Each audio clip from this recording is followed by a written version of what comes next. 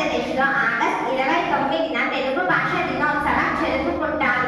ద్రావిడ భాష తెలుగు ఆంధ్రప్రదేశ్లో అధికార భాష. గిడుగు వెంకటరామమూర్తి తెలుగు భాష ఉద్యమ పితామహుడు. గిడుగు రామమూర్తి సామాన్య ప్రజలోంచి వచ్చే భాషను దోపిడీ చేసి వారికి ఇష్టం వచ్చిన రీతిలో విద్యను, సాహిత్యాన్ని తమకు అందకుండా చేశారు.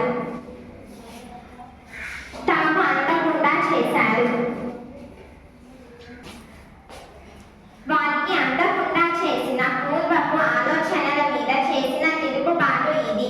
గిడుగు వంటి ఇతరులు కందుకూరి వీరేశలింగం, గురజాడ అప్పారావు లాంటి ఎందరో